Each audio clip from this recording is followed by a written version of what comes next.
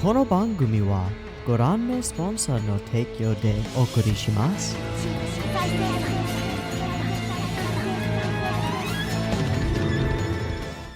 Alrighty, welcome everyone. I'm Teeaboo and I am here for Shoujo Kageki Revue Starlight episode 6. Also, I just lost my notes, which really sucks because I had them up and ready to go to get into this little introduction thing, and then somehow I clicked away.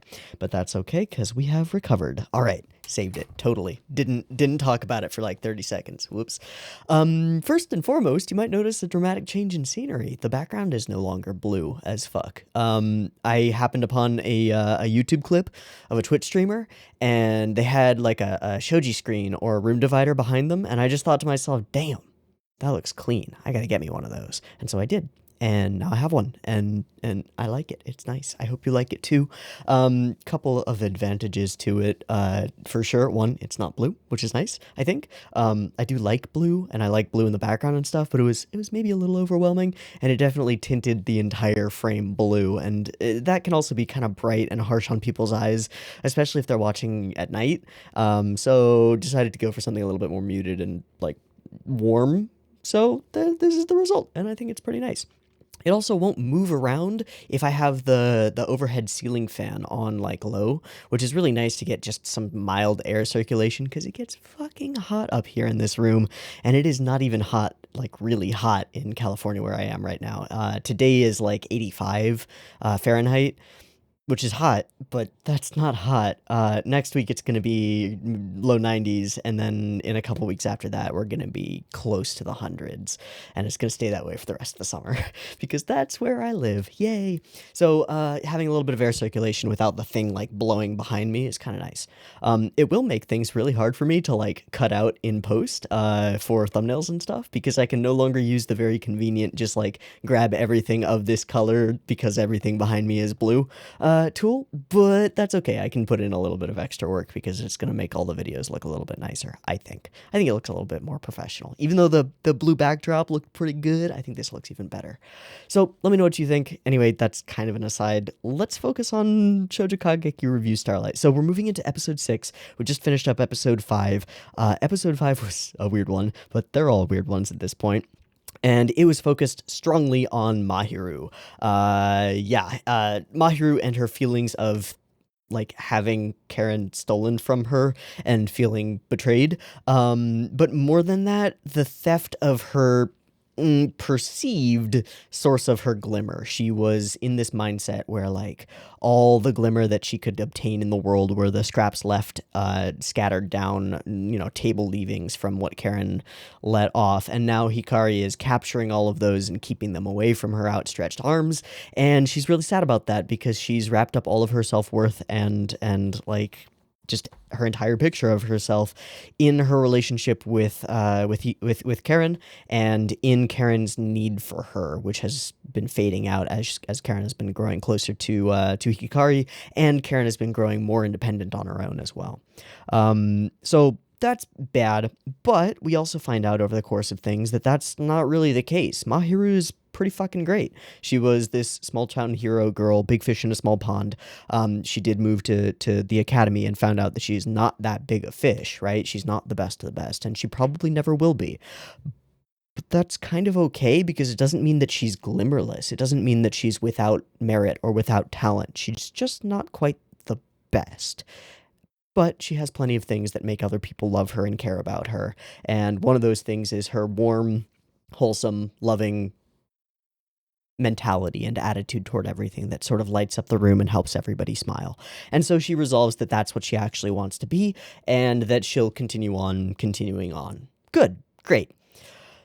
The actual episode's content was very strange, though. The first half was a lot of Mahiru focus, a lot of watching her descend into despair over this situation with Hikari, and over her kind of unrequited love and desire to stand on stage with her. And also the three-peat sequence of her finding particular objects of Karen's and being very close with them. The pillow, the towel, the bottle, and then throwing them as soon as something else gets in the way. Ridiculous. But then we transitioned into the actual fight, this time without a transformation sequence for Karen, which is interesting, and I don't know what to make of it. And during the fight, a whole bunch of strange things happened. One, it was all framed as a game and all in sort of falsehood fantasy fairy tale world, which makes a lot of sense given Mahiru's fantasies and the signposts that we got, which indicated that this was her perfect Seijo high school life with Karen. So of course it's cardboard cutouts and paintings and falsehoods. And then the battle itself isn't really a battle more than it is a game of baseball, but not quite played by the rules. And it was ridiculous on a visual standpoint, and just this is an insane, absurd idea. But very, very funny, especially with the roll. Good times. Interestingly, we also saw that almost everybody else was also fighting at the same time in the same arena, something that we have not seen for previous audition portions or reviews or whatever. So that's curious. And then of the people who were fighting, there's one missing, which is notable, but that's Banana. Karen is fighting Mahiru, Hikari is fighting Claudine, Futaba is fighting Maya, Hoshimi is fighting Ruko. Great. And then Banana is left out. I'm not sure why. We did get a scene with Banana interacting with the behind-the-scenes girls, so maybe it has to do with her becoming distant from the other stage girls, or maybe not. I don't know. Maybe it's just because there are 9 of them and there's an odd person out every time. Somebody mentioned to me on the Discord, I think it was Gail, that one of the first instances we got was like Karen seeing her phone, or Hikari seeing her phone and knowing that she wasn't called in for an audition today. Or was it Hoshimi? I don't remember. It was something like that. But that's pretty much everything. We had the big fight, and we eventually resolved it through communication, mostly by letting Mahiru know that she is not entirely unappreciated and entirely without her merit. She has something to hold on to, and she does, and it's great, and it's really fun. Okay, and then there are a few hints at things, or things that I think are hints at things. One is theft, and I included in the title for the previous episode's reaction because I think it's important, and I think that, like, including it in the title makes it seem like maybe I'm picking up on something before it's happening. I don't know, but this idea of stealing Glimmer has been on my mind for a few episodes now. I think since we saw that scene of, like, Hikari and Karen and the 2 staircases going this way, right? Like, one falling and the other rising. And then some other moments. But in this episode, we had Hikari react very seriously to a particular line from Mahiru. Mahiru said, "Don't steal my Glimmer," and Hikari responded, like, very solemn-facedly, "Don't use that word so lightly. Don't use that word theft so lightly."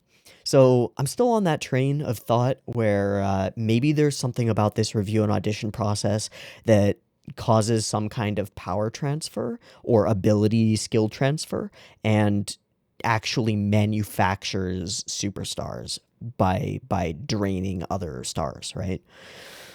I don't know, maybe it's a stretch. There isn't, like, enough foundation for that to seem really clear, but maybe it's an element of something bigger that will be revealed as we move along. I don't really know. It feels like there are hints in that direction or the direction of something similar, but not enough to be, like, cohesive. So it's something that I'm going to be on the lookout for, but not set on, let's say. And then finally, I think this is the last thing we'll talk about before we'll dive in, because it's a good transition point. We got the episode title for the next episode, which was 2 Flowers on the Stage, and I actually went and found the kanji for it because I hate kanji, but I still put it through Google Translate, and some interesting things happened. So it comes up as, like, flower path, as Futari no Hanamichi is what it reads as. So Futari is together, or the 2 of us, and then Hanamichi comes up as flower path or runway. Or potentially stage. So the 2 of us on a flower stage. The translation that we got at the end was 2 flowers on the stage, which is, I assume, the one that's been vetted by people who know better, like Gail. So I spent a while thinking about this title because I didn't really have anything else to go on for what's going to be coming up the next episode. There weren't any bits that really hinted at the next thing to happen. At least I didn't catch them if there were. So I started going through character names for flower references, and the only one that I could come across was Ruko, because her last name is Hanayagi. That's the only one that I could come to because Hana is flower. And then that makes me think because it's the two of us on stage that it would be Ruko and Futaba, but Futaba doesn't have anything flower related. I don't think. I mean, her first name is Leaves, right? Two leaves, Futaba. But but that's not flowers. So I don't really know. I feel like Futari no Hanamichi is the flowers are referring to the stage or the path as opposed to the two of us. So it's not so much two flowers on a stage, but the two of us on a flowered stage, right? Does that make sense? Gail, you'll probably see this and just hit me up in the Discord and let me know what your thoughts are on this because you're probably more informed than I am and I assume that you vetted this translation, but it seems to me that it should be like the two of us on a flowered stage. But I'm not a Japanese speaker really, so anyway, we've been talking for too long, so let's dive into this episode. I think maybe it'll have something to do with Ruko. Maybe the twist will be that it's not Futaba as her pair, but instead a conflict between her and somebody else over something else. Maybe with Mahiru? No, that doesn't seem right. It doesn't seem like we would double dip like that. All right, so we got questions. We got things to look out for. I feel like we're kind of reaching a bit of a turning point in the series because we've sort of reunited our duo of Hikari and Karen, and they're kind of on the same page, and we haven't really dealt with that or addressed it yet, because we went straight from that to the Mahiru episode. And it feels like with the Mahiru episode, we're also putting other ducks in order and lining things up. We're also approaching the midpoint of the season, or we will be next episode. So I'm interested to see if things take a shift, take a turn, either in this episode or the next one. I would kind of expect it to be in the next one, because that's really the midpoint. But we'll see. Okay, again, talking too much. Let's watch this fucking episode. I've got episode 6 of Shoujo Kageki Revue Starlight up and ready to go. I'm using the Ripple subs as usual. I'm using the no Romaji version because the Romaji gets confusing. And yeah, that's about it. It's sitting up at 0 seconds. There will be 2 versions of this reaction. You can find a picture-in-picture version with the video up there, linked in the description, and a timer-based version up on YouTube. If you would like to do a syncy thing and sync up your own copy with the timer-based version, you're more than welcome to do so. Just get your copy ready because the beep beep timer to count you down will be coming at you now.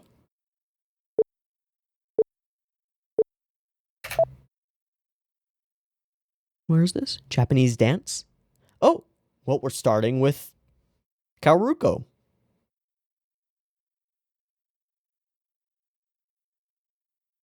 Isurugi-han is... That's Tsubasa's last name, right?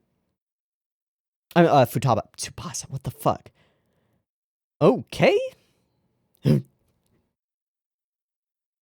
So pretty. Okay. So is Futaba the only one who sees through her shit? Cause she's a bit of a manipulative one, even there. You're tired of all this, you say? Hmm. Okay, flowers again.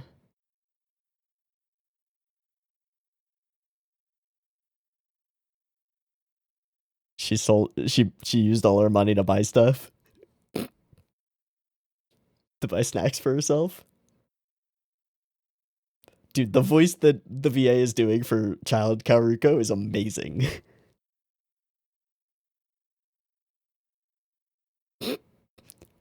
Good luck. An idiot.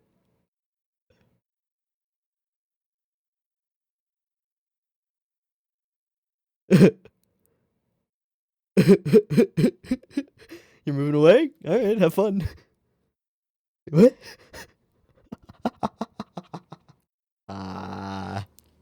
So she knows how to manage her. Uh-huh. Mm-hmm. Was there an animation flub right there?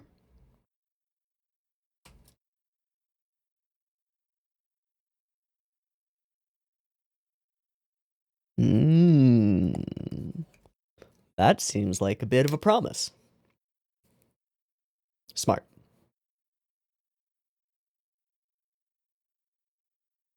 And the blossoms continue falling. Mm-hmm. I'll have to defeat her? Or beat some sense into her. Alright, that works. So is that on... That didn't look like the audition stage, but the audition stage changes, so it doesn't really matter. Okay, so it seems to be the two of us. The one that we would expect to be with Haruko, no twist.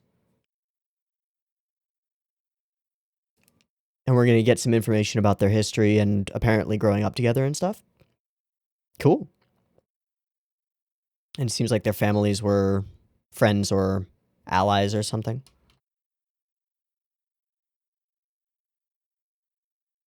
Holy crap, I just realized in the previous sequence where they all walk by, even when Banana's hair is all down, it just looks like a bigger bunch of bananas.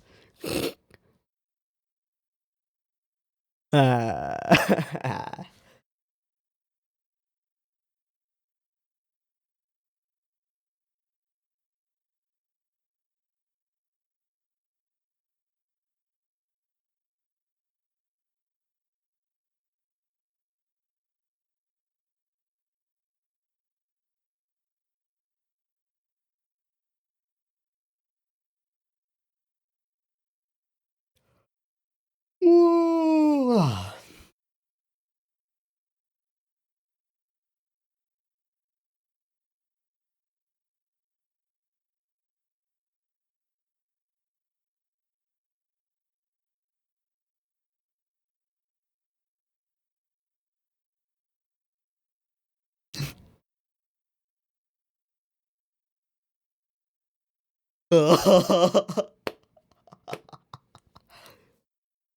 I got holy shit Tsubasa vibes. On many levels, yes. Oh, hello, duo. They're riding on a Tonda. Yeah. The famous Japanese vehicle company Tonda. Mm-hmm.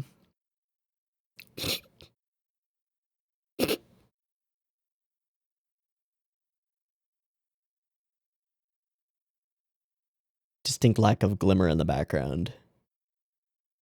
Oh, there it is. Okay.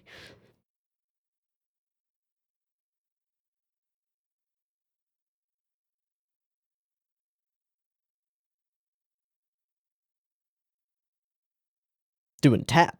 Cool.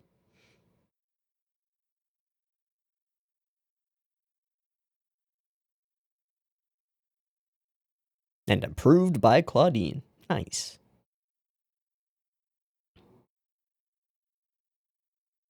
Oh. Did she do something without her? Is that going to become a source of problem? Oh, no. She's just going to go to sleep. Never mind.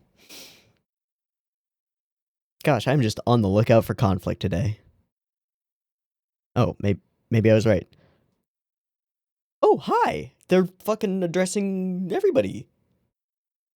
Never mind, they're characters now. Hi, Daiba.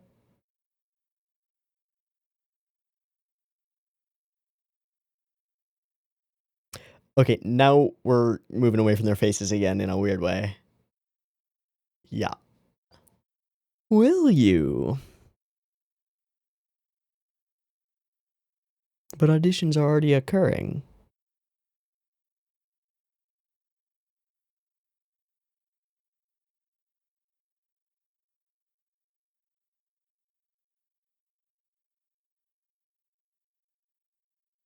Is she not even on there? Ah, I see. Gotcha. And now she feels like she's being left behind. Right.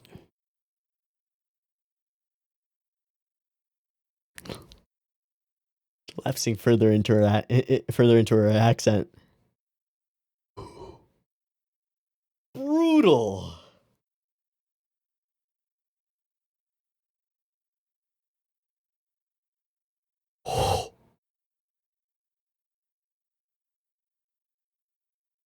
course not. Yeah. All right, back here.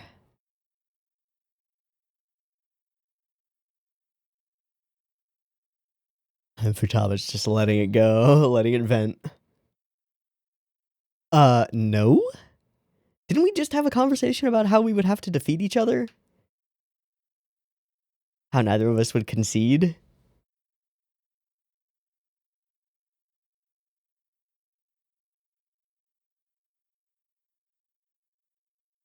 And she's gone. She is practicing without her. Oh no. Who's she practicing with? It's Claudine. Okay. And is Ruko sneaking out to see? Uh-oh.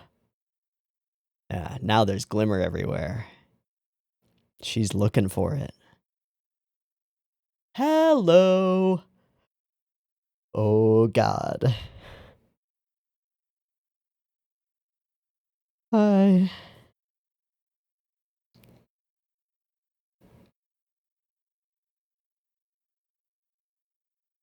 Eyes on glimmer. No glimmer on her frame.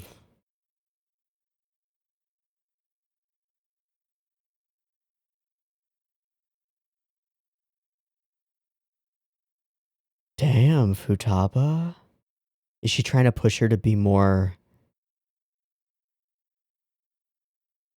Push her to be more serious? That's not what this is about. But it escalates anyway. And now they're both in turmoil. There's only one bed, though. Also, why does Claude get an individual room? Is she that special? Maybe. Ooh, no backseat passenger. Oh, she has to walk. How long has it been? Did she make it like 6 feet out the door? Yeah. So now it's trying to stretch on her own, but she's got people helping her, and she's on her own. Oh, and the group is with her. Oh, she doesn't have anything to do with them now. Oh, but she hates those.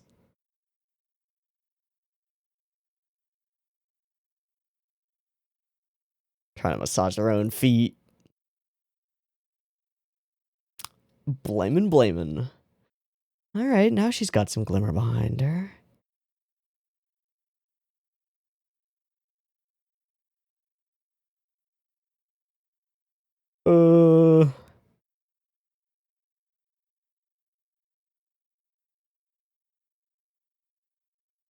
Okay, we're back in yesterday.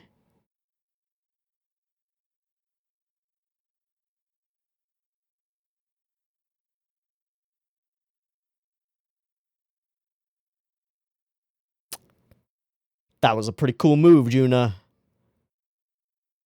That was a super duper cool move, Juna. Okay, so defeat and defeat and defeat and defeat. Not up to par.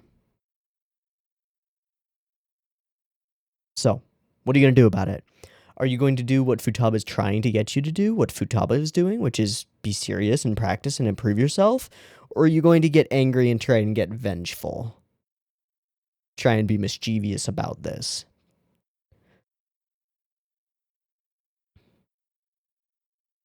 Huh?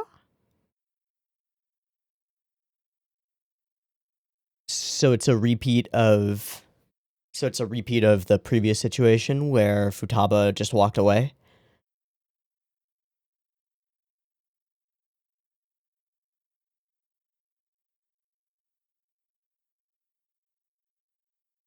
Hasn't told her. You do.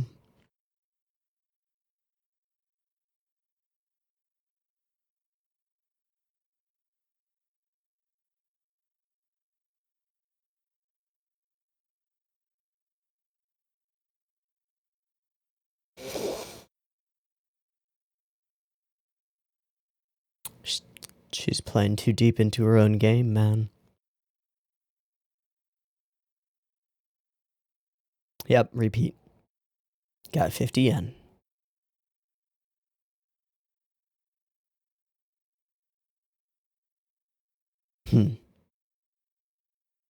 Miscalculated again. Was she? Or was she just hoping for a reaction? Doesn't get it?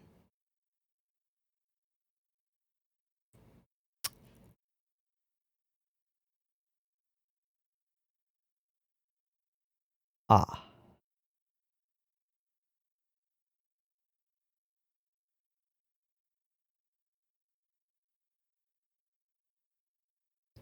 A dream forged together.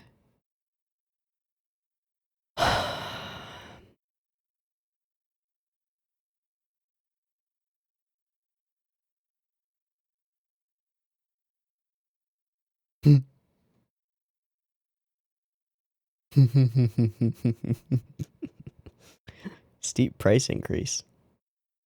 Aww.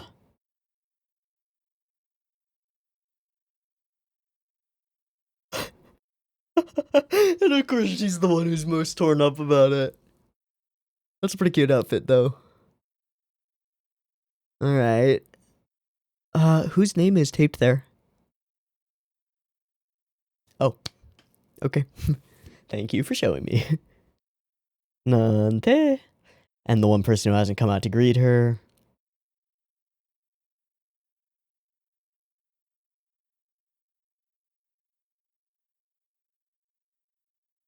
Duty? Because of her family?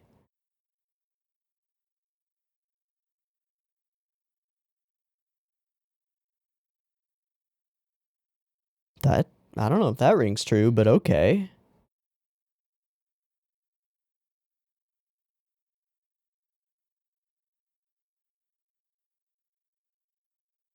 Alright, Karen.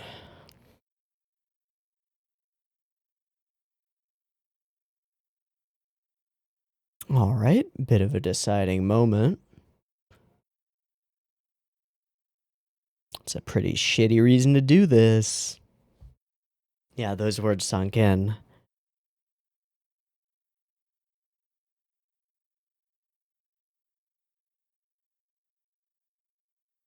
Futaba was always behind her. But now she's ahead, isn't she?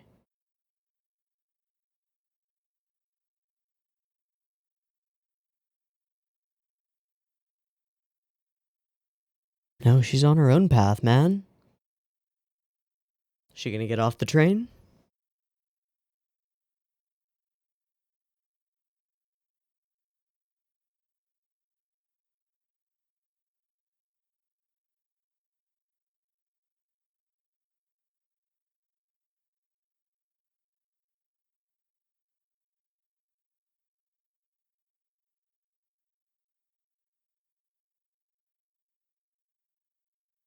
Hoping for an airport. Oh my god, we're gonna get an airport moment anyway? Who am I to get out of your way? Putting the mask back on. Ah, she knows you too well, dude.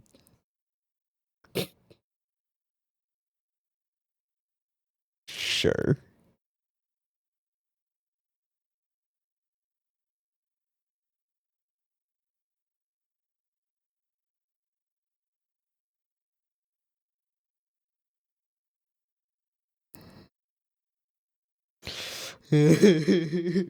Oh, they're pretty cute. Resolve this on the stage, girls. If you're stage girls, resolve it on the stage. Okay, we're in it.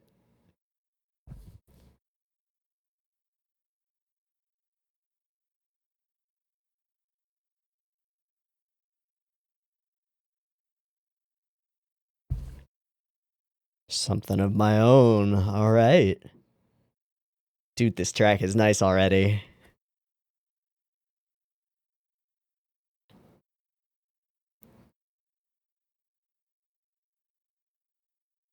With it's got traditional Japanese instrument theming because of the traditional Japanese dance, right? And on a traditional stage, got it. Perfect. That makes perfect sense. This track, though. Oh. Turn the tables.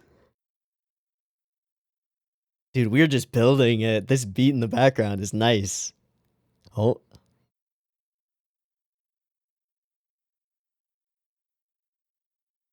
Something like that. Hey. Let me see you grit those teeth. And this is the review of Promises.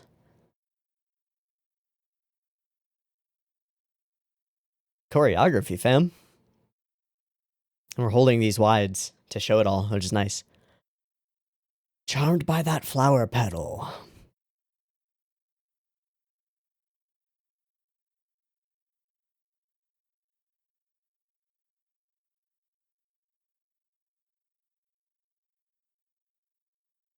If you want to part ways, I will not stop you. Everything was for you. Together.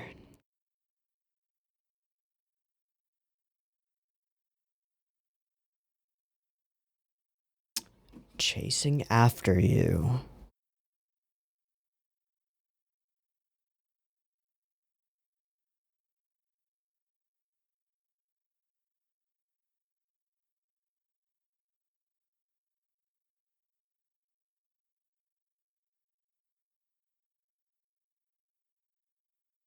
Are these simultaneous? That one's ongoing as well. Is she facing Hikari, or are these just flashes? They're just flashes. Okay. Nice. Okay.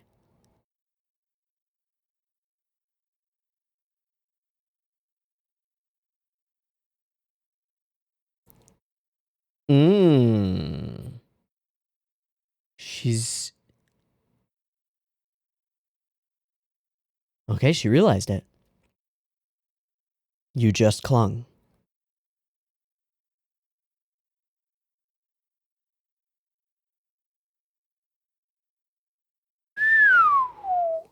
That's character development.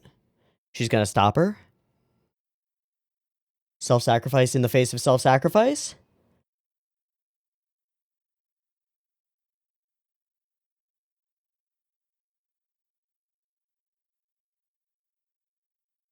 Hit? Did she trick her? Did she cut off her own cloak? Wait, what? Curtains?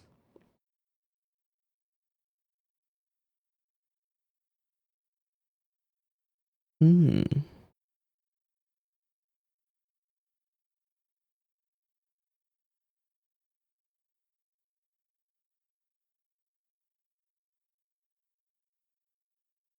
That's the Hanamichi. The flower path.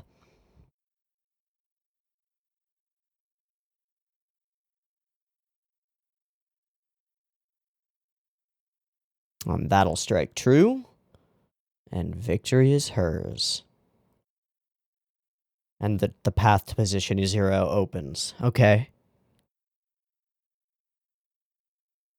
Cool. With Ruko victorious.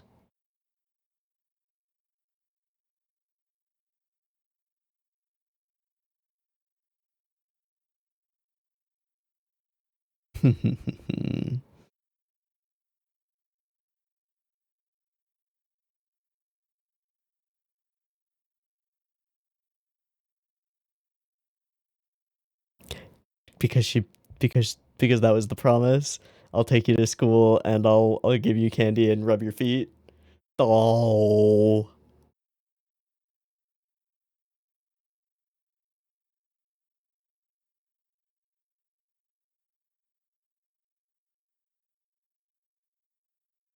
Ah. All right. And she's delighted by the appearance of another rival. Oh, but she's still the one driving. You're gonna keep chalking up taxi fares Two flower petals drifting together and falling together. Okay. And the two of them are the fly me to the stars. Cool. Seems like a pretty straightforward episode. Right? Like, this is pretty self-contained. Hey, and it's a duet. And she's got her little Daruma. Yeah. Perfume? And then a traditional fan.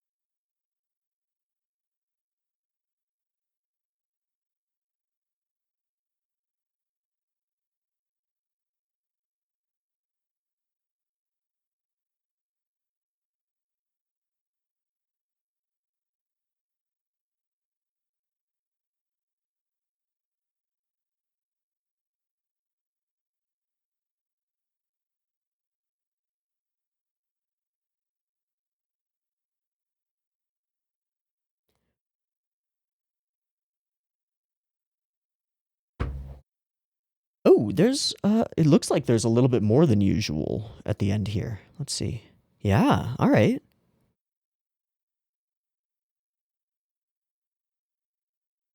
Banana?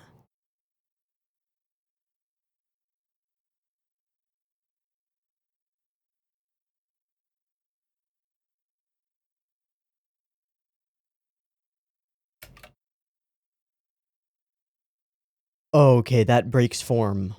What the fuck? That breaks form.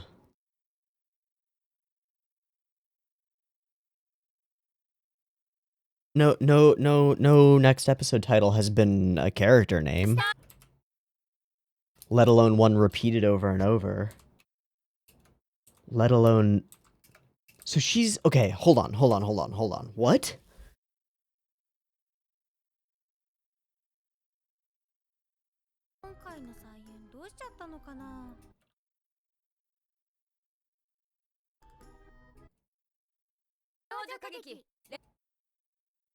I'm gonna turn off subtitles for a second.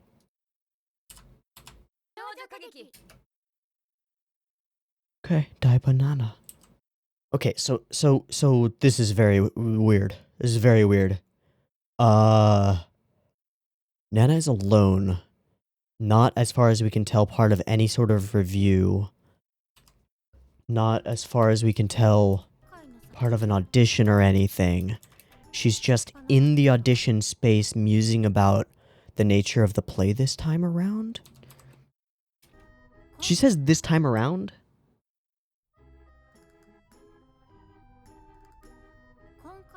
Oh, I don't have subs on. I'm stupid. Konkai? This time.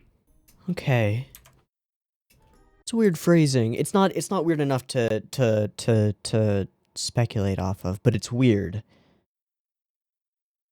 Shouldn't it be this year? Maybe it makes more sense than I'm giving it credit for. Seems weird though.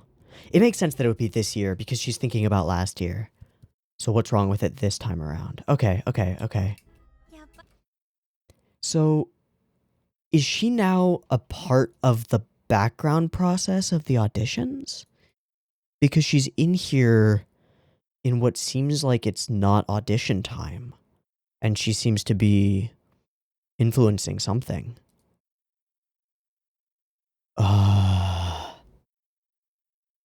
Weird. And she's sitting with like a blank canvas of a stage trying to figure out what to do with it. Weird. And then the episode title is just Die Banana. I don't, Kirin. I don't. Is position 0 always in the ending thing? I just forget. Yeah, it is. Okay, it's always there. Cool. Well, that ending sequence gives me some stuff to chew on. It makes me very curious about episode 7 and does make me think that episode 7 is going to be a turning point because there's something about that sequence that's very strange. From the music, which I think we've heard before as part of a Nana theme, but it's mischievous. It's like Creepy Circus a little bit. What the hell is going on? What's going wrong with the performance this time around?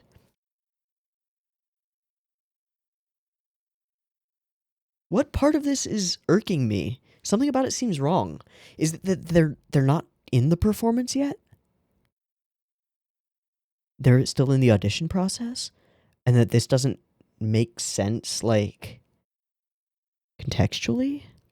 Because wouldn't she say what's going wrong with the play this time around, if it weren't already in production? Maybe. There's something about this that's very strange. Part of it is that Nana's alone in the room, which doesn't work with what we know about the room so far. It's really weird. Okay, let's put that on the back burner for a while, because I don't think there's enough information there. Fuck, I don't think there's enough information there to speculate on. I know this is teasing you and it's not fair, but it makes me really want to watch the next episode now. But I'm not going to because I'm planning to watch some treasure hunting today, and some other seasonal shows, and I didn't get the earliest start. So let's go through the episode itself. I do think it's a fairly straightforward one, unless I'm missing something dramatically. So I think because I spent too much time on this little piece, I'm going to skim the episode now, and then we'll go through it together after I'm done skimming it and seeing if I've missed anything. Okay? So I'll see you in just a sec. Peace.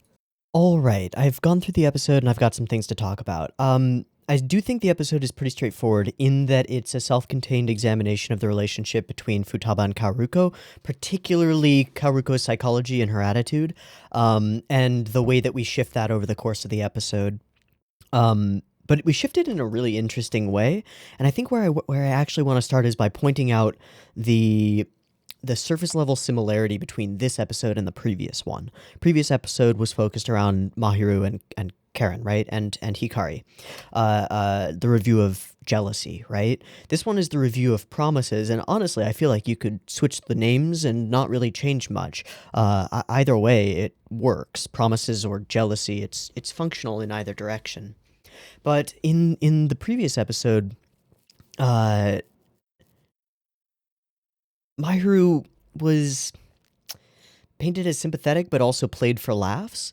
And the resolution of her conflict was relatively simple, just determining that her motivations, her reasons for feeling betrayed by Karen weren't or by Karen's relationship with Hikari weren't necessarily, like, legit. This one's a little bit more complicated, though. Like, a lot more complicated. In a sort of similar way, we jump back into the deep past to show the central characters of the episode, to show their motivations from childhood, or in this case, to show that Maruko and Futaba grew up together and demonstrate the dynamic that they've had and just how long they've had it, which is also important. This is a deeply ingrained part of the way that they interact with each other and know about each other, and it colors their entire interactions up until this point because they've never had a reason to come to conflict over it until now, and now they do. And then the way that they resolve the conflict is very interesting. So the first things that we really find out about Futaba and Ruko, when the parents off-screen are talking, and we can assume this is the Hanayagi Senka Society, right? And then Miss Kaoruko, that would be her mother, or no, they're calling out for her, and then Isurugi-han is that is Futaba, right? I'm just googling Futaba review, Futaba Isurugi. That's the first result that came up. Okay, and I closed the tab, so that I don't see spoilers. But yeah. So she's calling out to, we assume, Isurugi's mother, right? Futaba's mom. So their parents work together at this dance facility place thing society, and Ruko seems to be a bit of a star amongst them. Futaba's also listening in. She's attentive, right? She's thinking about stuff.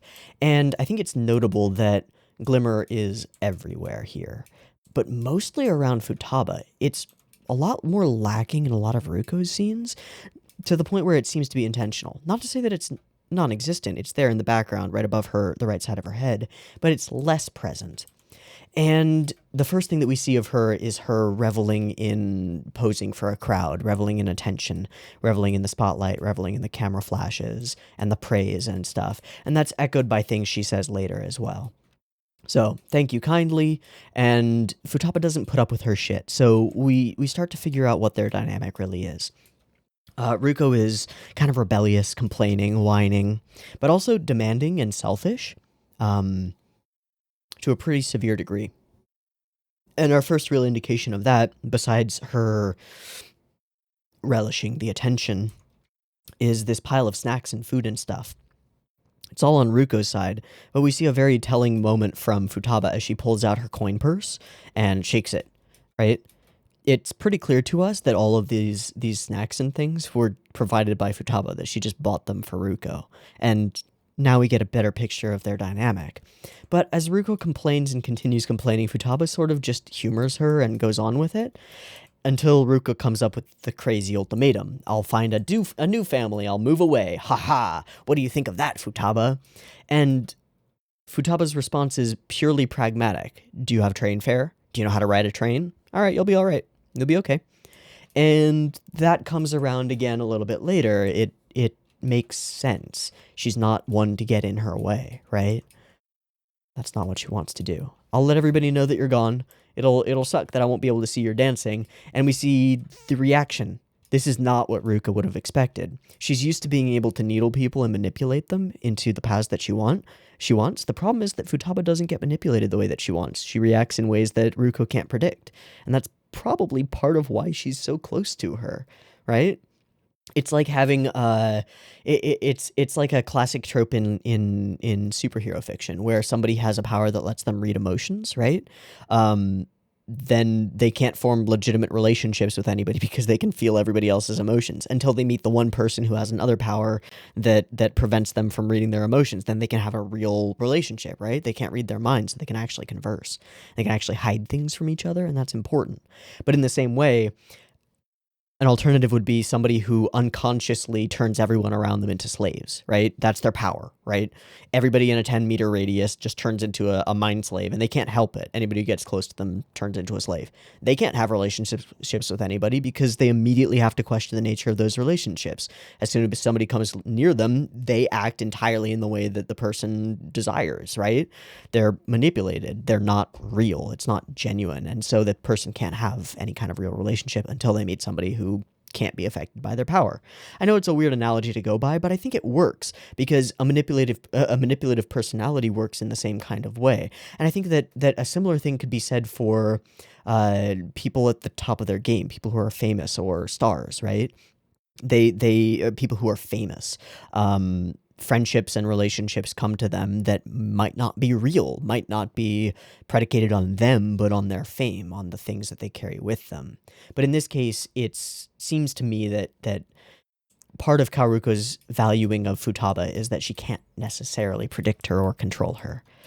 And Futaba's real smart about this. She just plays with it and basically pulls the, oh, what a shame that we can't make this deal. I guess I'll go find another supplier elsewhere who will do it for cheaper. I'm walking out the door now. Last chance to call me back and give me a better offer. Right? She's doing the negotiation strategy. But it seems like she's perfectly content to actually leave her behind because she's fucking annoying, probably. I don't know. Maybe I'm just guessing. And then as Kaoruko finally caves and gives in, she has to frame everything in a way that doesn't paint her as not only doesn't paint her as the bad guy, but paints her as like doing a favor for Futaba, right? Which Futaba left the door open for her by saying like, "Oh, I'll be missing your dancing and stuff." It's interesting. So you better do all these things. Buy me lots of candy. You're my number one fan. And in return, you'll get to see me shine brightest in the world. And that's our promise, right? And that's the promise that at the core is the problem, because it's the promise that Ruko in the future has been neglecting for quite a while. And Futaba's getting a little bit fed up with it. That's the core of Ruko that we learn in this portion, in this section here. She's a bit of a starlet. She leverages her beauty and innate talent for favor and attention. She loves the spotlight. She loves to be the best. And she's selfish and self-centered and entitled and a brat and haughty and really hateable. She's super duper hateable. So it's kind of magical that I didn't find myself hating her that much over the course of the episode. Yeah, she's fucking annoying, but I got the sense that for some reason I kind of understood her and got it. Got that this was a kind of armor, a kind of coping with the world. So this recontextualizes a lot of the Ruko that we've seen up until this point. We know Ruko is a lazy girl and a bit of a sleepyhead and nods off at times and, you know, likes to lie on the ground with her head on Futaba's lap instead of practicing and likes to chillax and stuff. But now we paint a picture that that laziness isn't so much laziness as just entitlement. She thinks she deserves the spotlight and the top star position, regardless, right? Regardless of her actual performance. And we see that in the sequence where she thinks about the giraffe auditions, but we'll get there. We'll get there for sure. But yeah, her laziness is more entitlement, and that colors the entire episode and is the problem. Now, the other thing about this episode is there are a bunch of little side things that are really wonderful. This is the best. I love it. We find out that Hikari is a bit of a mess, and she's got the classic justification for her mess, which is, yeah, but I'll get it dirty soon anyway, which is totally the justification that I use all the time, because I am not the most organized person, honestly. Clean, sure. Organized, no, not at all. Not at all. But yeah, this is very cute, and the little pouty faces that we get from her and the like sinking slowly is wonderful. It's also nice to see Mahiro adapting to their new dynamic of the trio living here and seemingly doing it like happily, which is good. It's very good. Lovely. Okay.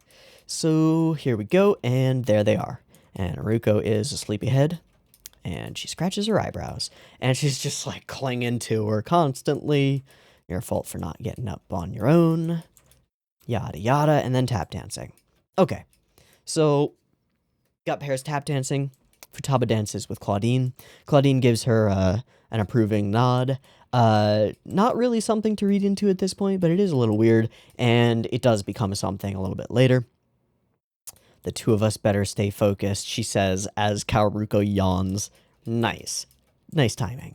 And then when they're finally standing together, she starts to question her about it, but is interrupted. And then there's this. I don't know how to feel about this, because it throws some of my interpretations of the episode 2 episodes ago into question. These characters get speaking roles. They get lines. The fuck?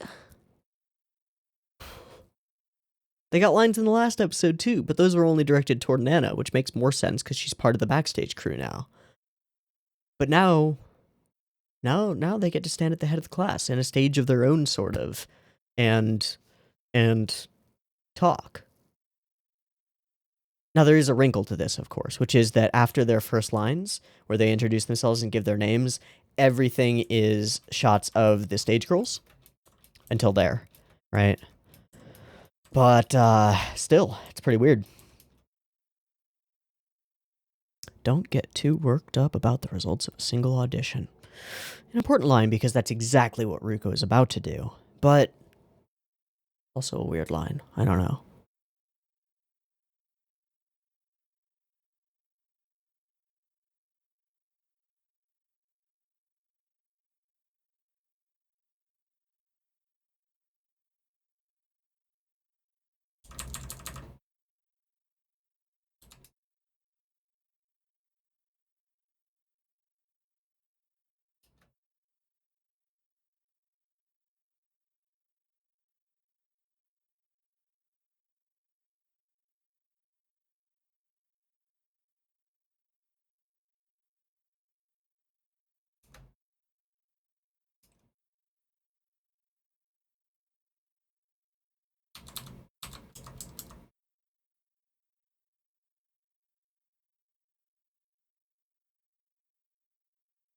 Nah.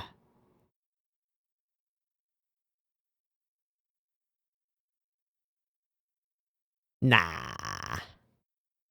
Nah, nah. Nah.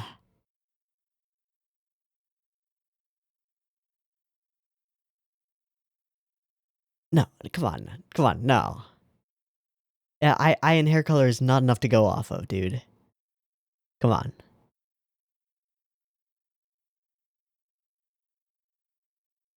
No, no, no.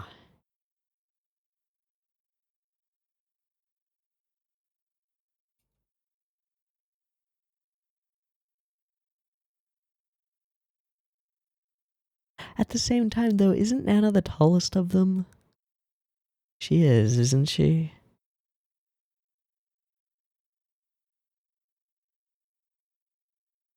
Nah.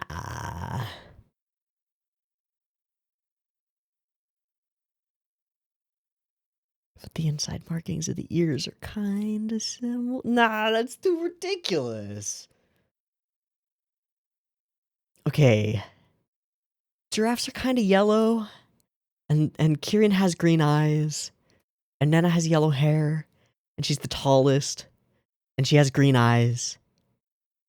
And the ending sequence was weird. Is there some kind of relationship between the giraffe and Nana on like a weird symbolic metaphysical bullshit level? Nah, that's too weird. No, no, nope. I'm just gonna discount it. Just gonna put that away. Nah.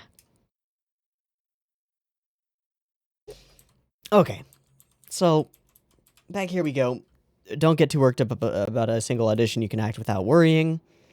Again, it's kind of super different from the giraffe auditions. I don't know, man. Okay, so yeah, we get the list, and Ruko didn't make it, but Futaba did. So she does what she normally does, which is complain and complain. In this case, she complains to the people who just didn't give her the role, and gets exactly what she deserves for her self-entitled bullshit, which is, you may have this kind of a history, but you ain't shit, and we chose people who are better than you. Sorry. And they're right. And it's true.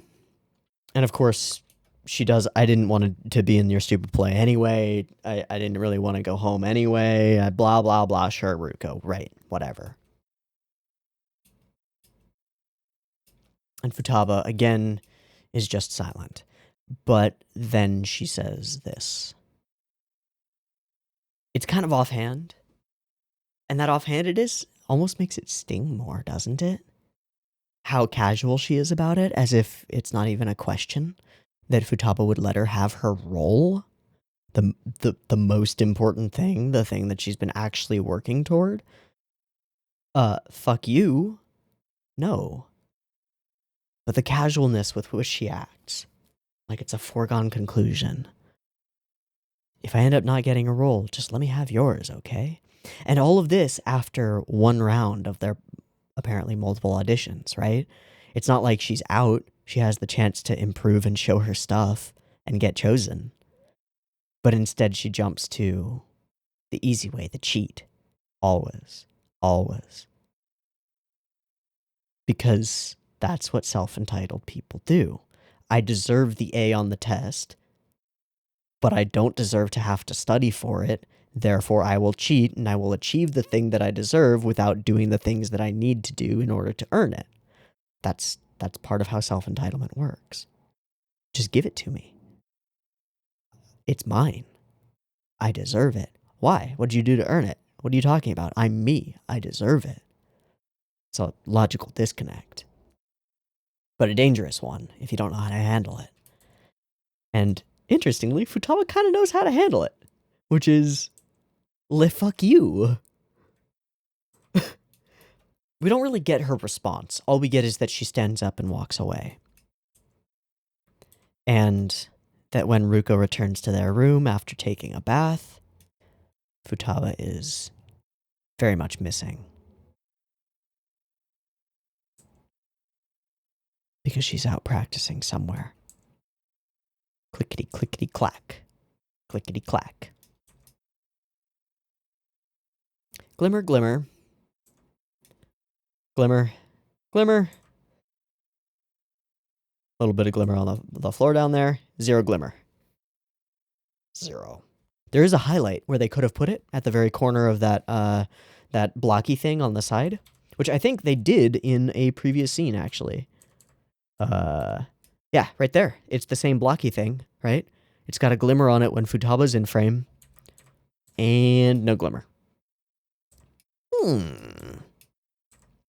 And glimmer, but behind Futaba. All right, sure. It's not that important, is it? It's just all over the place. Fucking hell. Okay, but she arrives, and this is where we see how toxic this shit is. While Futaba is actively working to improve herself, taking strides, doing extra practice outside of school, seeking out a mentor who can actually help her, right? A dancer who can teach her a new style that she doesn't know, the tap, which we can assume that Ruko doesn't know, right? Because she's got the traditional dance thing under her belt. And that also kind of clashes with her previous promise, which was that she wanted to go to Seisho to learn all kinds of different dance and song and become the best at all of them, right? But she doesn't seem to have learned tap, which is interesting. Futaba has to go elsewhere to seek out that kind of information, that kind of training. But it's the way that Ruko reacts to that that's so telling. There's no pride in her friend's accomplishment. There's no, oh, good for you. There's also no, we'll get to that later. There's also no, like, realizing that she needs to improve herself, right? In the same way that Futaba is. That doesn't quite happen. That's not quite how we change Ruko. We do it differently. And I think that's really interesting. But there's no pride. There's only jealousy and resentment, indignation almost. How dare you? How dare you go and improve without me? How dare you move ahead without me? How dare you not consult me, right? And again, this comes back to the entitlement, right? I'm entitled to know what you're up to. I deserve to understand. I deserve that knowledge. But you don't necessarily deserve to know what I'm up to, right? It doesn't go both ways. But yeah, pure jealousy comes out. I wanted to become way better than I was. And then you stole the goddess role from me, right? Because it was yours, right? Uh-huh. Was it? Hold it. And Futaba, you don't understand a thing. And she hits her. She hits her with that backhand. You're not up to par.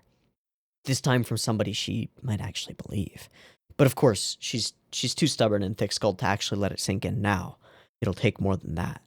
She has to, as she says, beat it into her. But she says it. And it's got to be hard for her to say. Because she obviously loves Ruko. And she knows what Ruko, like, feeds off of. She knows that she needs that praise and admiration and stuff. So it strikes me as, like, a desperate attempt to wake her up, right? You're not good enough. What are you doing? Wake up. Get to work. But also, I got this role. I earned it, and I'm certainly not giving it up. And the response is, you traitor, how dare you betray me, right? Because to give up the role is the expected thing in our relationship. That's how our dynamic works. You make sacrifices for me. That's how this works. I deserve for you to make sacrifices for me. I deserve for you to get a motorbike. I deserve for you to make candy. I deserve for you to rub my feet. I deserve it. I deserve it all. And so it turns into sort of an escalating, I don't know, like a married couple argument. Fine, just go. Gosh. And so she does. I'm sleeping here. Okay. Yeah, so we see both sides of this. It plays out kind of like the second act manufactured conflict that happens in a lot of, like, comedy drama films or rom-coms where the two main characters end up split because of a lack of communication. But I think it's a lot more solid than that because it is the focus of the episode. But in the way that both of the characters are like, you suck. And the other one's like, no, you suck. It's like, all right, come on, girls. Get it together. You both need to talk this out. Shut the hell up. Yeah, Ruko, Futaba riding in alone. Ruko can't make it out the door. Futaba practicing with others. Ruko struggling to stretch. Futaba practicing with others helping her. Ruko struggling to stretch. Futaba with friends. Ruko without... Wait a second. Where's the Venus? Oh, are we on the other side of it? Maybe. Maybe. Maybe. But wait, where's... What? Okay. So, who's losing out in this hunger strike that Ruko is going on, essentially? Who's losing here? The answer is Ruko. Ruko's losing. She has no friends. Nobody's standing up to help her. Futaba has reached out and has other people mentoring her and supporting her and people to hang out with. She's doing a lot better. Ruko gets to go home to her empty room with Futaba's bed still in it and be sad, alone, and fail at stretching, alone. And it almost makes you go, poor Ruko. But at the same time, she's still such a brat about it. And still so like deeply invested in avoiding any guilt or blame or actual admission of fault on her part that it's really hard to poor Ruko her. It's real difficult. But we come to understand at least, and that's maybe all we can ask for. And she starts to understand as well, as she starts to do for herself some of the things that she's taken for granted, right? That Futaba has done for her. She starts to realize that Futaba has done a lot for her. It doesn't come to the fore at the moment, because it's all Futaba-han's fault. Jesus. And then she has the realization about the giraffes auditions. Ah, what a wonderful idea. The stage of destiny with me as the lead. Again, a bit of a fantasy, because we immediately transition from that to this. I'll beat the others, become top star, and be the best in the world. And it seems as though this situation is occurring during the conflict of the last episode. And in this situation, she is just like charging gung-ho, attacking people while they're distracted, picking fights with everybody she can, and she gets bodied by every single one of them. On this stage, we fight fair and square. Right, exactly. She tries to do the exact same thing again. She tries to cheat, right? We fight fair and square. 1v1, no distractions, let's go. Instead, she hops in while Hoshimi is focused on somebody else. What the hell are you doing? That's not the way we play the game. And so, through some awesome ricochet dynamics and some bouncing cool stuff, she almost shoots Ruko in the head. And then does knock her pin off. Ruko picks some other fights with Hikari, fights with Maya. None of them go well. None of them go well at all. And so she realizes that maybe that's not the best path for her. Yikes. But it's what she defaults to, is like, I'll find a way. I know, I'll do the giraffe auditions and I'll win. But history has told us that I don't win those, so what the fuck am I gonna do?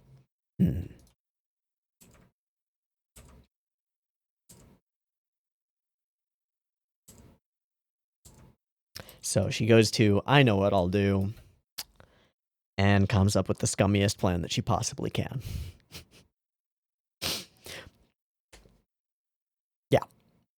Yeah. So, at this point in the story, what I thought was going to happen was the sort of expected outcome with a storyline like this. One character in the duo realizes that they need to put in more effort in order to actually achieve things. The other one is too stubborn and self-entitled to actually put in that kind of an effort, right? And is so, in doing so, is neglecting her own talent and the promise that she made to the other partner, and that's causing them to fall apart. Great. The one who has already realized that they need to put in more work tries to convince the other one that she needs to put in more work too. It succeeds eventually. Ruko becomes more dedicated. That would be the expected path, right? That's not what happens. Instead of realizing that she needs to improve, she realizes something else. Something completely different. But before she can have that realization, she has to go to extremes. And the extreme that she goes to is the one that she went to before in her childhood, and that is threatening to run away. I will just leave. And that's the thing. It's not a solution to anything, and she knows it. It's a bait. She wants to create a reaction. She wants people to want her, specifically Futaba. She wants Futaba to jump to her, the way that Karen is doing, and beg her to stay, right? I need you. I need you. I'm your biggest fan. But she won't get that. And she won't get it from anybody else either, except for Karen. Maybe because Karen's too dumb to get it. Everybody else is kind of nonplussed by the whole situation, except for Karen. Yeah, and again, she has to frame everything to paint herself in the best light possible. There's nothing more for me to learn here. I've got all the talent I need from this place. I'm moving on.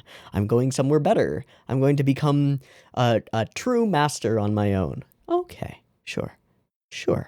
Right.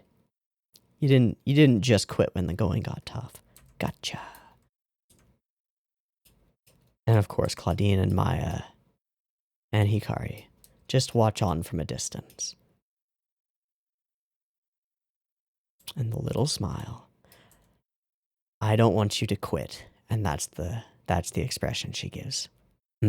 That's the response I want. It's working. Nana immediately asks about Futaba. And of course, she hasn't told her. Who cares what she thinks? I'm independent. Ha ha ha.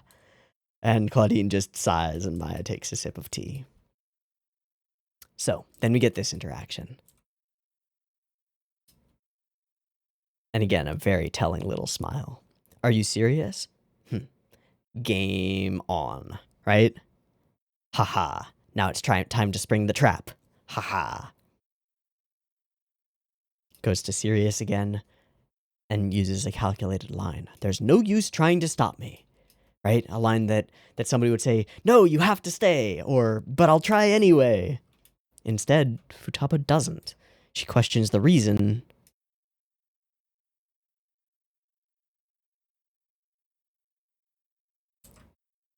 Together with Claude Han. What? No use trying to stop me, just because you failed a single audition. And she responds as if that's not the reason. You do the best you can. Stay here with Claude. And she asks the same question that she did before, pragmatic as always. You have train fare? You know how to ride the line? All right, you'll be okay. I'm not worried about you. And off she goes. And no lesson learned. No lesson learned.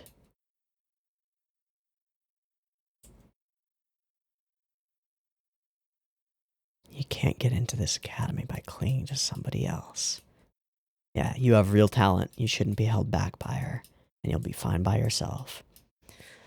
And then we see the past. And we see from Futaba's perspective a little bit of how she sees Ruko.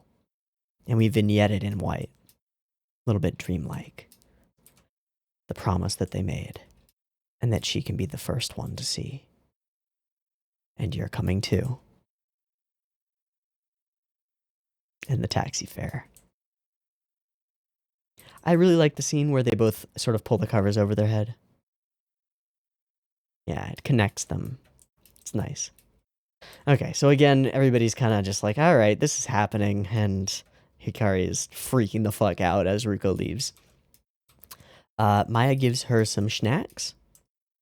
Ticket purchased. Taped on name.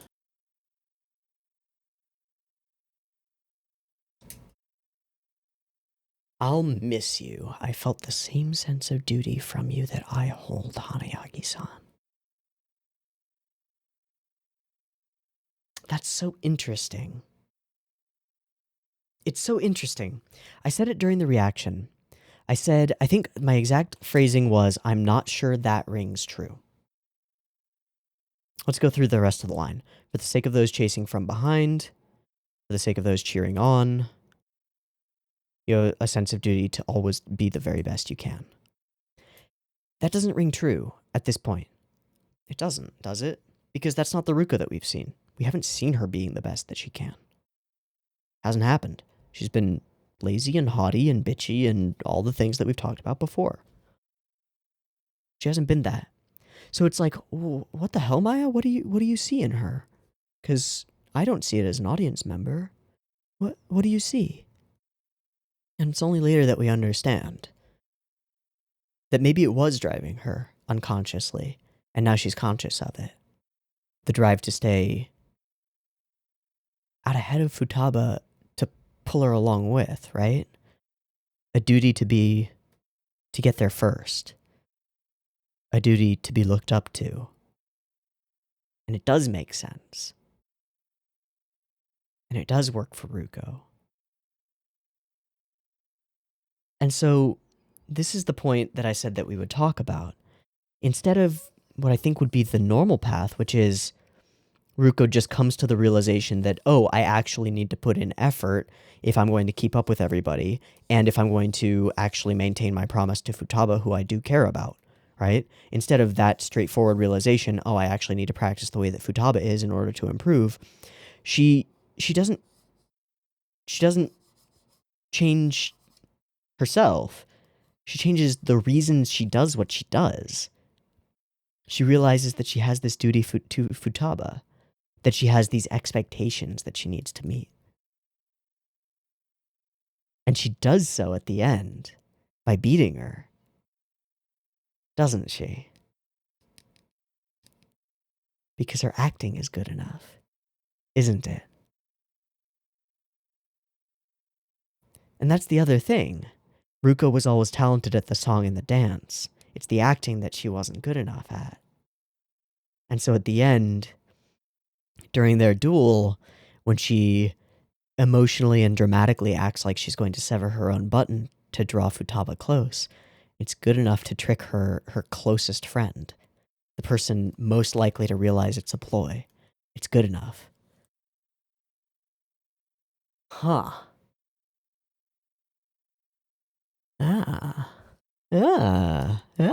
Alright. Still, as far as the episode's actual, chronological order goes, we've got a little while to go before we get there. She leaves everything behind. Glimmer follows her to the station, though. And then there's this line. Ooh, baby. That's the stuff, isn't it? There are a bunch of lines from Ruko that really just nail a twisted mentality, don't they, right? She is, like, the definition of cutting off her nose to spite her face at this point. She is cutting herself off from her own goals, desires, dreams, and the person that she loves in order to spite them in the hopes that maybe they regret it, which she won't even find out about and be able to, relish in their regret at her leaving. Duh? It's ridiculous, but that's the kind of irrational behavior that people make when especially when their neuroses are called out, especially when their quirks are criticized, especially when the core element of their personality is brought up as a problem that's actually hamstringing them. That requires self-reflection in order to change, and self-reflection fucking hurts, and so we avoid it. But the line returns, and Maya's lines hold in her mind. Is that what she was doing this whole time? Is that what our relationship is? But she's not here. She's not chasing after me now.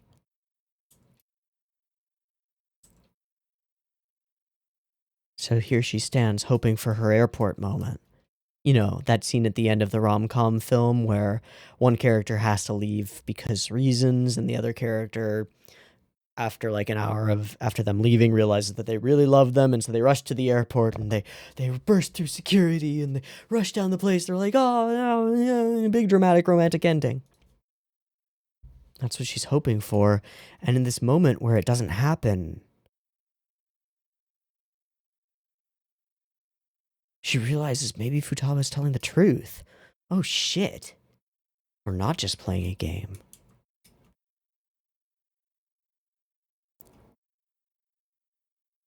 And then she is. I'm not sure that I like this.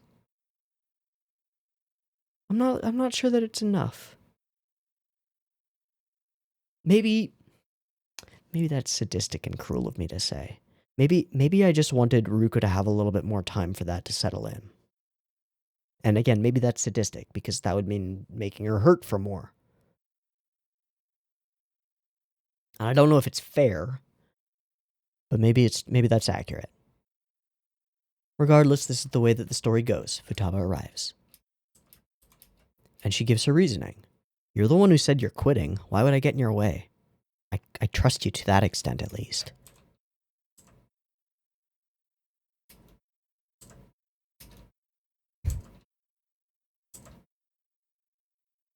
And again, she starts twisting things. And again, they enter into their yelling. You took your sweet time to get here, yeah. Why are you out of breath, huh? It's obvious on both fronts, isn't it? Of course she's being stubborn. They both are, but they're finally getting their feelings out. And it's in that moment, as they reach the peak of their emotional discourse, that they are interrupted by the notification. To the stage we go, to fight and die. Awesome! Running forward with all I have, not letting you off till the end. And the 5th day of auditions commences. This one, the review of promises, and it takes place in a traditional Japanese, like, front of house thing, or whatever you call it, with the traditional doors and stuff, making it a, I think, semi-traditional stage for the kind of dance where they grew up. Yeah. When I win, it'll be blah, blah, blah. But she already does all those things. Oh, wait, no, that's Futaba speaking. My bad. And I kind of like this. That's what you make me do. But if I win, you're coming with me back to Kyoto. Well, go ahead and beat me if you can. Yep, appropriating the audition for their own conflict. Have to beat some sense into you, and she does. Okay, so insert song kicks in. It's, I didn't see anything super duper, like, noticeably ultra interesting in this. I mean, it's a good song, and I actually really like the song portion of it, as well as the song portion that came before hyping it up. But the whole thing is mostly a recap of their character perspectives, and it works. It works. Also, I think the choreography for the whole thing is pretty excellent. Yeah, I found myself charmed by that flower petal. Felt like it would be forever out of reach. And Futaba reveals to her that that she's been struggling to even keep in Ruko's wake, right? All of Ruko's entitlement is one thing, but Ruko is genuinely significantly more talented than Futaba, as far as we can tell.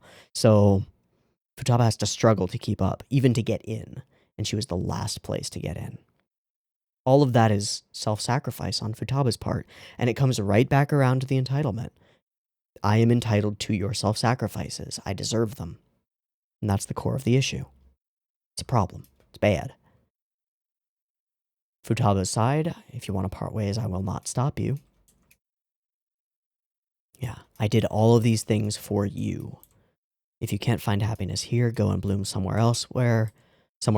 Again, speaking to the flower that she is, Hanayagi, you promised me that I would be the first to see you shine the brightest in the world. But the moment when you bloom in full, that's why I've been chasing after you. I want to be the first to witness. Yeah, that's the core promise. Spotlights drop. We evolve day by day. They continue working hard. Everyone continues working hard except you. What's up with that? And me, I want to be more than just your fan. I want to stand next to you on that stage. Caged bird always looking for the blue sky. Yes, Futaba made her own flower bloom. When did the chick learn to sing this gallantly? Right. She still is struggling with that view of Futaba as someone who is under her and a child. But here's the bait, here's the act, right? Oh shit, I get it. So you made your own flower bloom. And it's big and beautiful. I love your new flower. But I, on the other hand, oh, how tragic. Oh, me. Oh, woe is me. Hey, wait, what are you doing? Wait, what are you doing? I didn't realize what Tendo-han meant until it was too late. I almost let it all slip away. Tears fall. It's time for me to go, leaving you behind. You really are more worthy.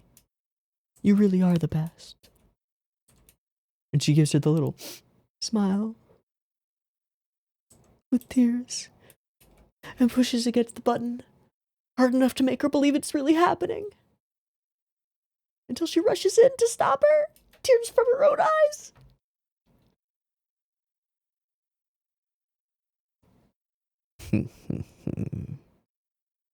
Hweh. Gotcha. Too shallow? You finally came to stop me. And that was what she wanted. Again, it's a third time's the charm thing. Running away. But this time, it was really pretending, right? The previous times, there was a possibility she was going through with it. This time, it was all a ploy, for sure. And this time, it's Futaba's turn to be shocked. Because she got her. And this is where she thanks her kindly. Hweh. Ding.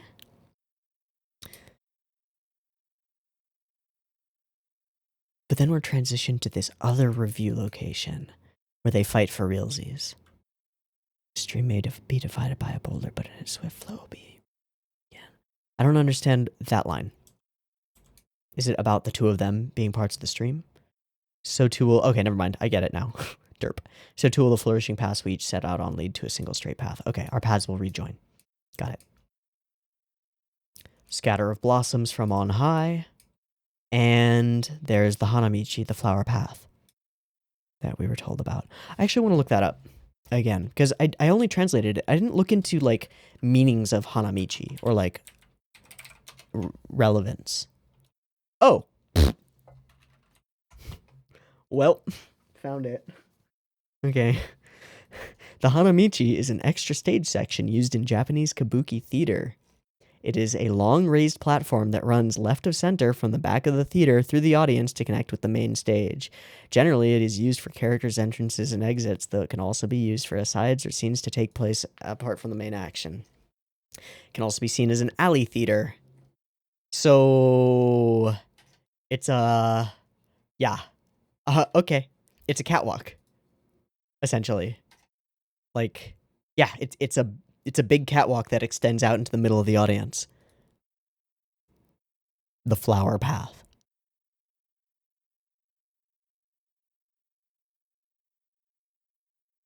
Huh.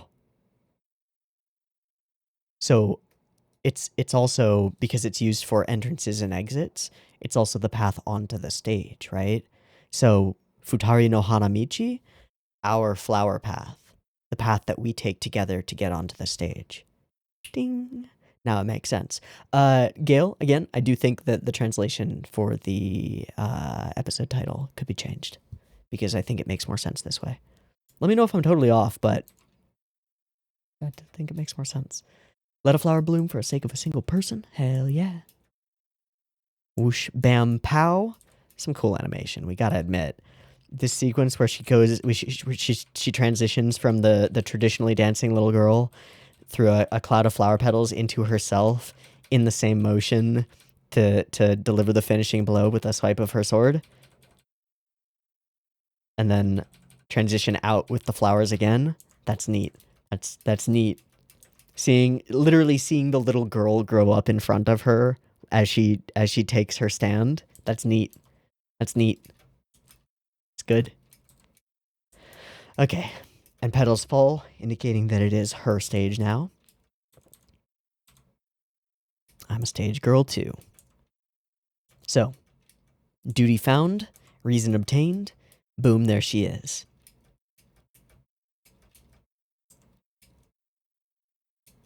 And she does a couple things. So, a thank you gift of snacks for Claudine from Futaba. Great. And then a single sweet from Kaoruko to Tendo Maya with I'm Not Losing, and Maya only smiles. Not even smiles, she is delighted. Delighted to have somebody else in the running. Oh boy, more rivals, more people to crush. Ee-hee-hee. All right, Maya. And they ride together. I'll pay the taxi fare once I've made it. Aww, and the flower petals drift and land together. Their path collides. I also really like the Fly Me to the Stars duet. It's cool. And I think we've talked this ending sequence into the ground. I don't know what to think about it. There's something really strange about it, for sure. There are a bunch of things that are really strange. Presence in the room, the fact that Nana's here alone, the fact that there doesn't seem to be a thing going on that she seems to be almost discussing with Kirin, and in more control than maybe we would expect. And then the way off the ball thing, which is like maybe there's some kind of relationship between them because yellow and green eyes, but that seems thin. And then the fact that the episode title is apparently just Die Banana, Die Banana, Die Banana, but Die Banana, Die Banana, Die Banana, like a million times. So, I don't know. Okay. Cool episode. I think, actually, this is kind of weird, but once I cut out the section that I spent just going through the episode and figuring things out, we ended up with almost as much discussion in this one as in any of the others, which is weird because I don't think there's as much to discuss. I do think a large part of that is me just sort of staring at the end sequence and just being like, hey? But yeah, this ended up being a pretty robust discussion, I think. And I think as an episode goes, it was a good one. It's self-contained and simple in that it has a straightforward conflict that is then resolved via the audition process. Like it follows formula mostly. But it's also complicated because the characters are complicated and their relationship is complicated. And it conveys that complication without having to get too deep into the weeds of it. And I think that takes a pretty deft touch and an intelligent hand, both on the writing and the direction to frame things in a way that conveys the intent. And I think this episode did that. I think it really nailed it. I don't know. Maybe Ruko got off a little bit easy for her bullshit in this episode, but at the same time, she did kind of come around and came around to a reason that she could accept to improve herself. So I can't hate it. I like their relationship. Ruko is complicated.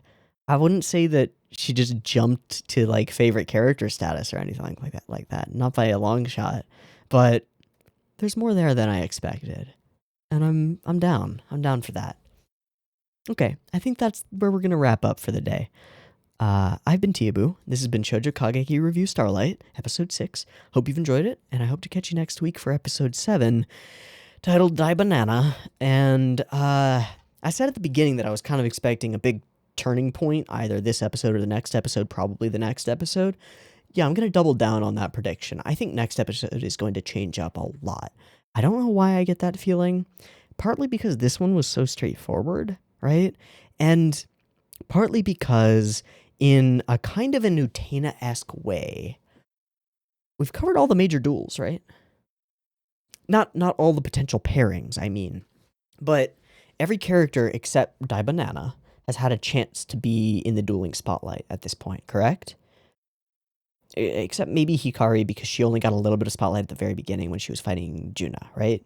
And little bits elsewhere. But each of them has had that moment, and now we're hitting the odd one out. The one who's no longer a stage girl, who probably won't be competing in the auditions, unless something weird happens. So I'm expecting change.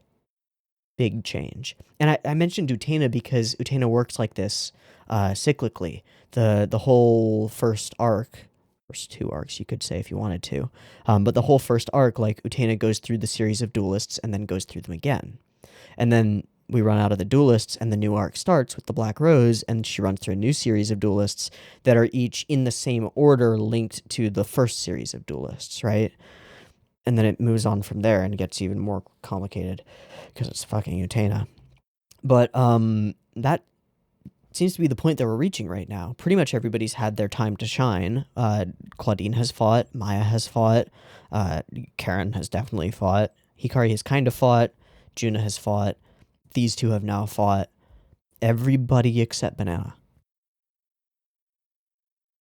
Do we restart the cycle? Go through another round of auditions like we were talking about in the real-world auditions for choosing the roles? Do we start another cycle? Go through another round? Start again with, like, Hikari versus Hoshimi? Or rearrange the bracket based on the current standings? Or is there something more to this? I don't know. Because we exist in weird metaphysical space, it's impossible to tell. But I have a feeling we're going to find out some interesting shit next episode, and that it's going to change a lot. We'll see, though. We shall see.